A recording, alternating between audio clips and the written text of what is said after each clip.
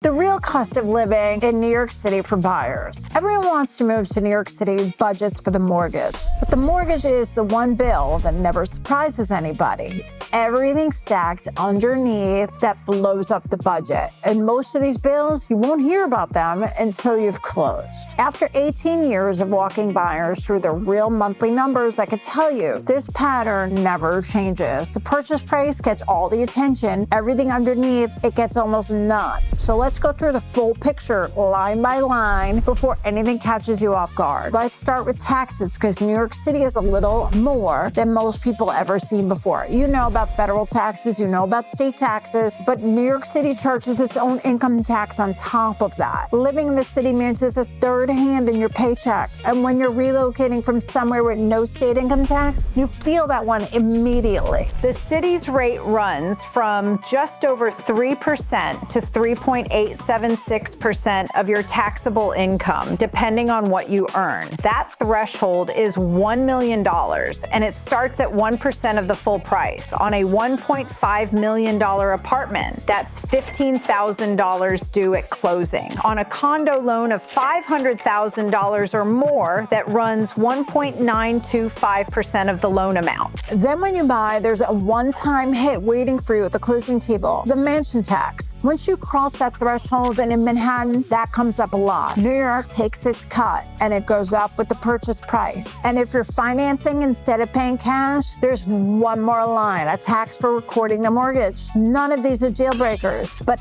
every one of them needs to be in your mouth before you fall in love with an apartment. Because of these prices, even a small percentage is real money. Now, taxes are the cost everyone underestimates, but there's a monthly bill most out-of-town buyers have never even heard of. And this one can completely reshape the budget. In New York, your mortgage payment is a permanent roommate. In a co-op, it's called maintenance. In a condo, common charges. Either way, it's a second bill every month forever. Doesn't disappear when you pay off the loan. And it doesn't sit still either. Manhattan condo charges recently climbed close to 9% in a single year, almost triple the rate of inflation. It covers the building, the staff, the heat, the upkeep, sometimes the building's own debt, and the amount can vary wildly from one address to the next. You can have two apartments on the same block and at the same price, and one costs dramatically more every month just because of what the building charges. I've reviewed budgets for buyers who came to me after chasing the cheapest listing they could find, and the low price is low for a reason.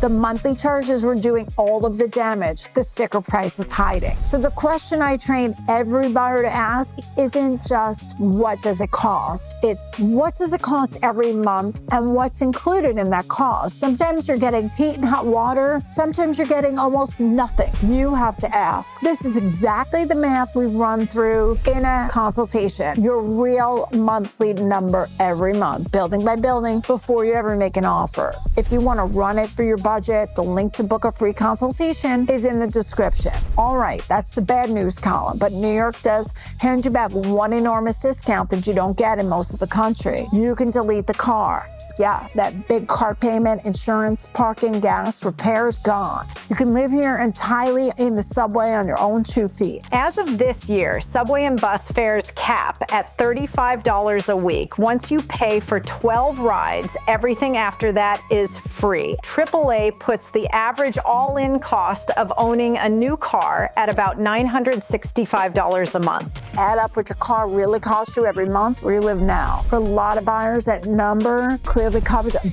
pretty big piece of your monthly cost. The city gives you one hand and takes with another. You just have to count both hands. Last thing, this is the honest part most videos skip. Day-to-day life here costs more. Yep, groceries, dinners out, the dry cleaner. Most of it will cost you more than you're used to. The cost of living in New York is partly a settings menu. You can live here very expensively or surprisingly reasonably, depending on the choices you make. It gets a lot more manageable once you figure around what you want to do. And there's another side to the math. Salaries tend to run higher, especially in finance, law, tech. A lot of people, the extra earning power just doesn't cover the higher earning costs and puts them ahead. So the real question was, is New York City expensive? Everyone knows the answer to that. The question is whether the full monthly picture works for you and your life. And you know what needs to be in that picture. If you want to run your actual numbers, your income, your target neighborhoods, your real monthly costs down to the building, book a free consultation with me. The link's in the description. We'll build a full picture before you commit to anything. No surprises. That's the whole job. Thank you.